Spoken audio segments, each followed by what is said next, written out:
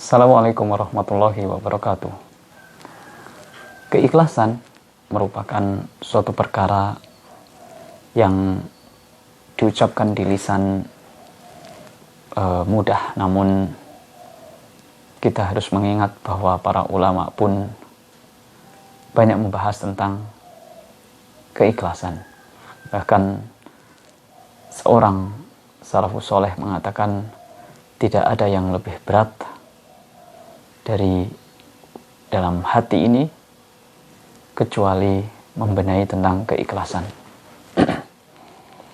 Para sahabat sekalian, majelis-majelis ilmu yang membahas tentang keikhlasan banyak bertebaran dengan tema-tema tersebut. Majelis ilmu dan juga para ulama banyak menulis kitab tentang bab ikhlas. Kitab-kitab yang ditulis oleh para ulama juga banyak menampilkan di bab-bab awal tentang pentingnya keikhlasan, pentingnya ikhlas, pentingnya membenahi hati agar bagaimana kiatnya agar ikhlas. Demikian juga syarat diterimanya ibadah, yakni juga yang pertama harus ikhlas dan juga ittiba, yaitu mengikuti tuntunan Rasulullah SAW. Ikhlas menjadi sangat urgent untuk diketahui bagaimana kiat-kiat ikhlas. Nah, ini dibahas oleh para ahli ilmu tentunya. Tinggal kita meminta taufik kepada Allah Subhanahu wa taala agar kita diberi kemampuan untuk menggapai majelis ilmu tersebut.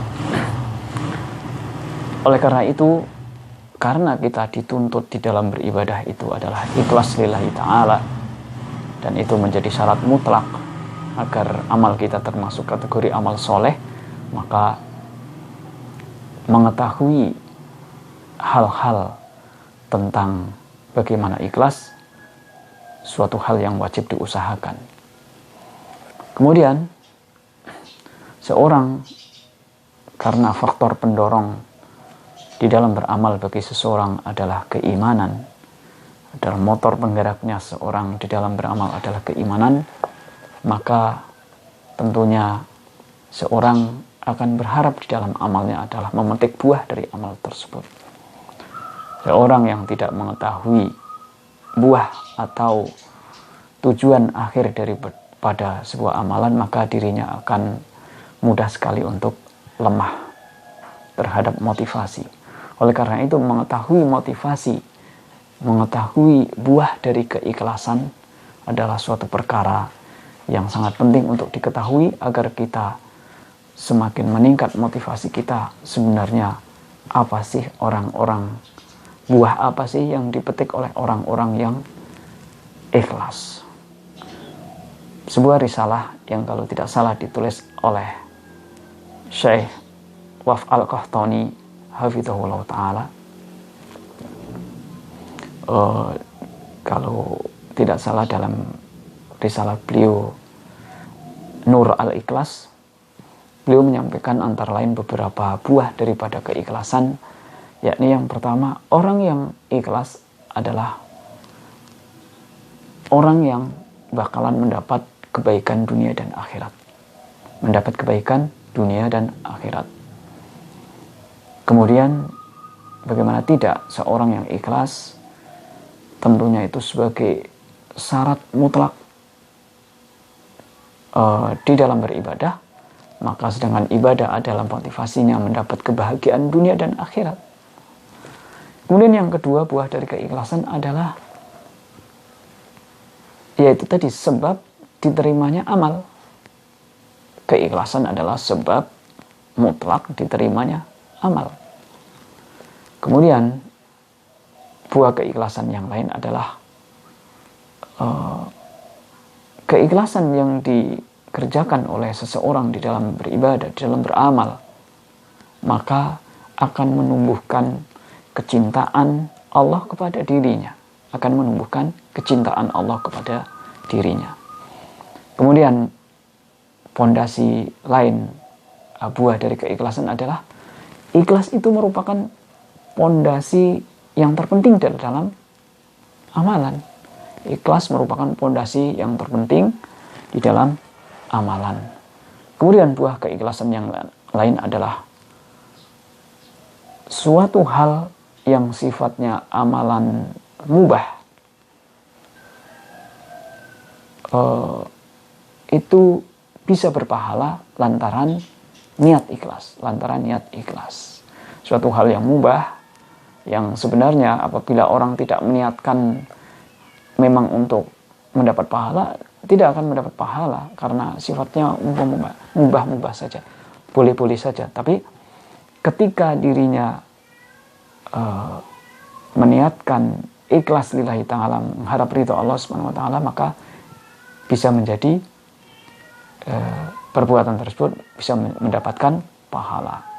Namun tentunya dengan memelihara niat dan perbuatan mubah tersebut dapat menjadi pahala. Kemudian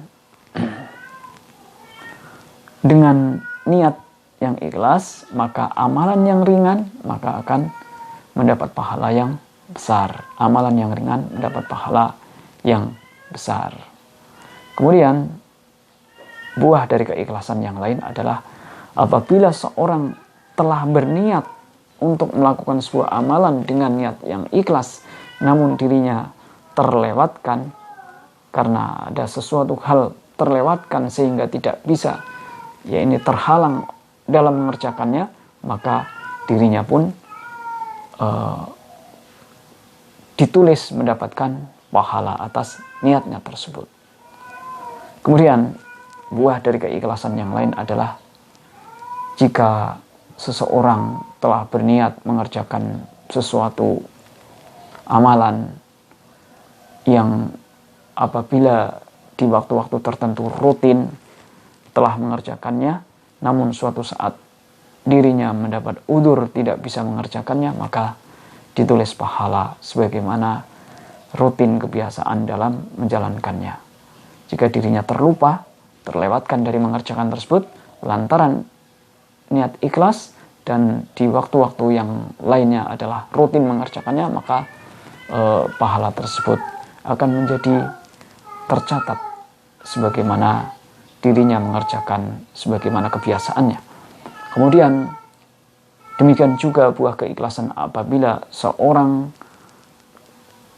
terbiasa mendawamkan mengerjakan suatu perbuatan ibadah ikhlas lillahi ta'ala, namun karena suatu hal terhalang sakit misalnya, maka dirinya pun akan mendapat pahala sebagaimana biasa dikala bisa mengerjakannya.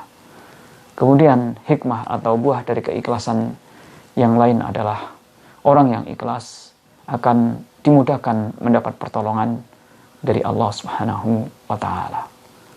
Kemudian buah keikhlasan yang lain adalah orang-orang yang ikhlas itu diangkat derajatnya di akhirat kelak oleh Allah Subhanahu wa ta'ala. Kemudian buah keikhlasan yang lain adalah sebab dimudahkannya seseorang mendapat petunjuk dari Allah Subhanahu wa ta'ala. Orang yang ikhlas juga merupakan orang yang mendapat ketentraman hatinya, sakinah hatinya. Dirinya mendapat ketentraman hati. Orangnya sakinah, merasa tentram walaupun berbagai kekurangan, walaupun berbagai kesulitan barangkali menimpa seseorang. Maka orang yang ikhlas akan mudah tentram hatinya. Kemudian yang lain adalah buah keikhlasan yang lain adalah orang yang ikhlas namanya akan baik di tengah-tengah masyarakatnya. Orang yang senantiasa menjaga keikhlasan maka namanya akan senantiasa baik di tengah-tengah masyarakatnya. Nah, tentunya rincian-rincian bagaimana kiat ikhlas dan sebagainya itu ya kita harus ngaji ya bersama keluarga kita, datangi majelis-majelis ilmu yang dipandu oleh para guru-guru kaum muslimin, guru-guru kita yang senantiasa mengajarkan ilmu, mengajarkan Al-Quran dan Sunnah dengan pemahaman salafus soleh. Sekali lagi kita minta kepada Allah agar kita dapat menghadiri majelis-majelis ilmu yang membahas tentang syarat-syarat diterimanya ibadah, yaitu ikhlas, bagaimana kiat mencontoh, meneladani Rasulullah SAW, bagaimana kiat ikhlas, tentunya dengan para asatidz yang memang mengajarkan ilmu, yakni berdasarkan Al-Quran dan Sunnah Nabi SAW, yang atas keduanya tersebut difahami dengan mereferensi kepada pemahaman salafus soleh atau pemahaman generasi terbaik.